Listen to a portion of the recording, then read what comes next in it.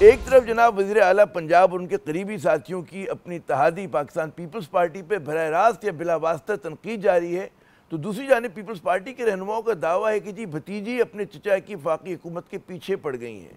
اسی پس منظر میں ذرائع کا دعویٰ ہے کہ جی صدر آصف علی زرداری نے وزیر داخلہ محسن نقوی کو وزیر اعظم شہباز شریف سے بات کر کے مسئلہ حل کرنے کا مشن سونپا ہے۔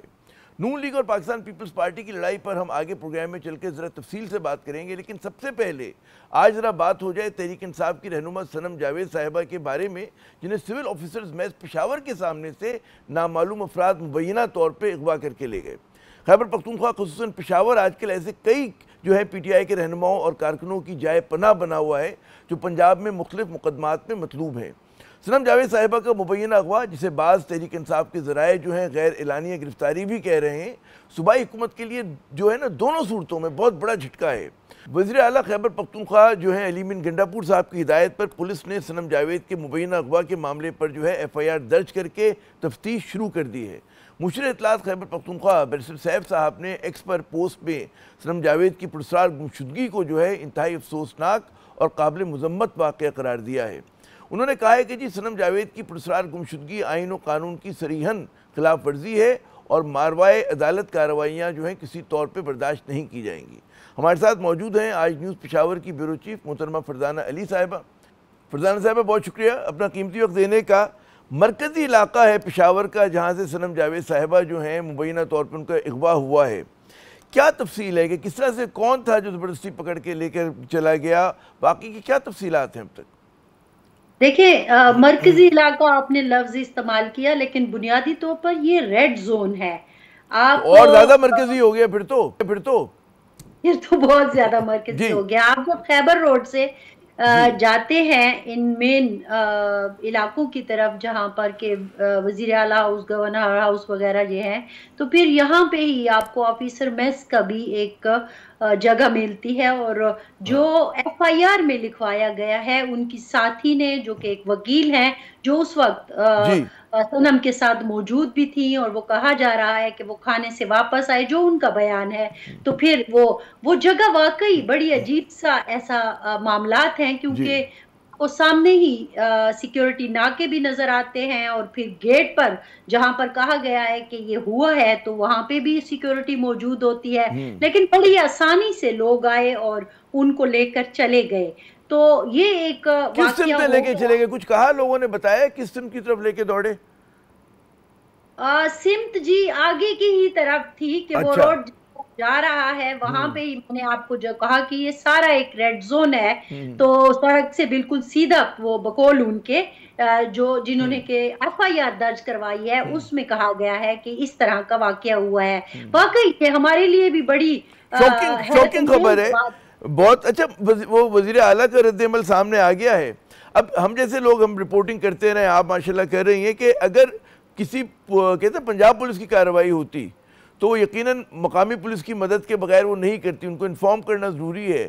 پھر تو سوالی نشان بنتا ہے کہ کون لوگ ہو سکتے ہیں، وہ نامعلوم افراد کون ہیں، کہ جیسے بعض لوگ شک و شبہ کا اظہار کر رہے ہیں، جیسے بیرسٹر صاحب کی جو ٹویٹ ہے اس سے کچھ اشارہ مل رہا ہے، آپ کیا سمجھتی ہیں؟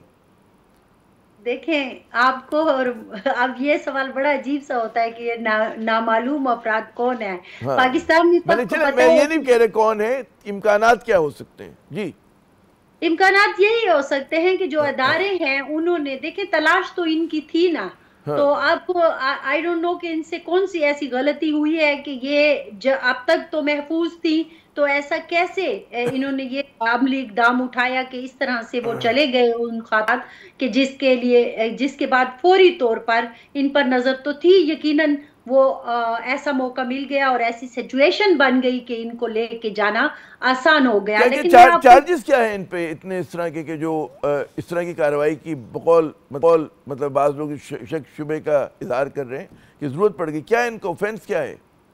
دیکھیں وہ تو آپ کو سب کو پتا ہے پہلے سے ہی 9 مئی کے جو معاملات ہیں، اور اس کے بعد جو اداروں کے متعلق ان کی سوشل میڈیا پر جو گفتگو آتی ہے وہ ہوتی ہے، اور ریسنٹلی جو ایک بڑا عجیب سا ایک بیان انہوں نے پیس میں بھی دے دیا. تو اب تک جو بحث ہو رہی ہے اس میں کئی چیزیں ہیں، لیکن ظاہر ہے مین تو وانٹڈ تو یہ 9 مئی والے معاملے میں ہے 9 نا. مئی میں بھی، اور پھر ان پہ الزام ہے کہ پروپیگنڈا انہوں نے کیا ہے ریاستی اداروں کے خلاف، حساس اداروں کے خلاف، ہے نا. وقت ساتھ ساتھ چیزیں جو ہیں وہ ڈیولپ ہوتی گئی ہیں، اور آخری جو کچھ دن پہلے کی ایک گفتگو آئی تھنک وزیر اعلیٰ پنجاب کے حوالے سے ہے، تو وہ بھی ہو سکتا ہے کہ اب شامل ہو گئی ہو.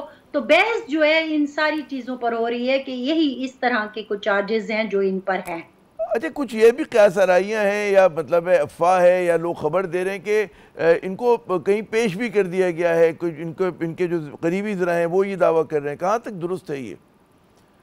جی، یہ پاکستان تحریک انصاف کی اگر آپ بات کریں، ان کے بھی کچھ ذرائع یہ بتا رہے ہیں کہ ان کی اپنی فیملی نے یہ کہا ہے کہ انہیں جیل میں پنجاب میں منتقل ہے. کوٹ لکھپت کا کہا جا رہا ہے. اچھا. اب ایگزیکٹلی کیا انفارمیشن ہے، دیکھیں بہت ساری چیزیں جو ہیں وہ جو ابھی سچویشن چل رہی ہے اس میں حتمی طور پر کچھ کہنا بہت مشکل ہو جاتا ہے، کیونکہ جب ہم اداروں سے یہ سوال پوچھتے ہیں تو ان میں سے ہمیں بہت سارے سوالوں کا جواب نہیں ملتا. ایون کہ میں نے حکومت سے جو متعلقہ لوگ ہیں ان سے بھی پوچھنے کی کوشش کی کہ پھر اس کے بعد کیا ہوا. چلو یہ واقعہ تو ہو گیا، FIR بھی ہمارے سامنے آ گئی، یہ کون سے پولیس والے تھے یا کون لوگ تھے جو آ کے آپ سے لے گئے ہیں. یہی سوال جو آپ نے کیا کہ کیا آپ کو بھی اعتماد میں لیا گیا تھا. لیکن وہ سارے جن لوگوں سے میری بات ہوئی ہے اور جو یقیناً جواب دہ ہونے چاہیے اس سارے معاملے کے، اگر آپ پختونخوا کے حوالے سے اہم ہیں تو. لیکن ان سے کہنا تھا کہ ہمیں بھی نہیں معلوم کہ اصل میں کون لوگ تھے اور اس کو کہاں لے گئے، کہاں شفٹ کیا. بس یہی ان کی فیملی. درست ہے کہ ڈیولپنگ سٹوریز پہ ہمیں قیاس آرائی زیادہ نہیں کرنی چاہیے. میں چاہوں گا کہ جاتے جاتے ایک اور آپ سے سوال کر لوں، میں آخری سوال.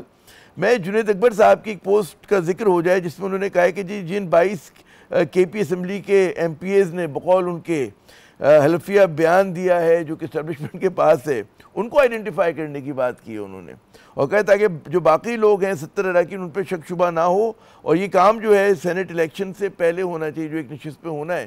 اس کا ہمیں کچھ سیاق و سباق تو سمجھا دیں.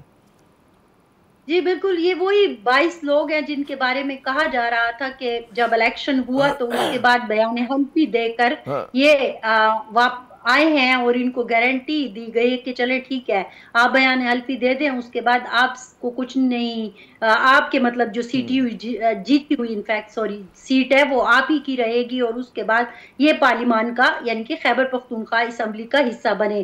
یہ بحث بہت کافی عرصے سے مطلب شروع سے تھی، لیکن پارٹی یہ بات نہیں مانتی تھی.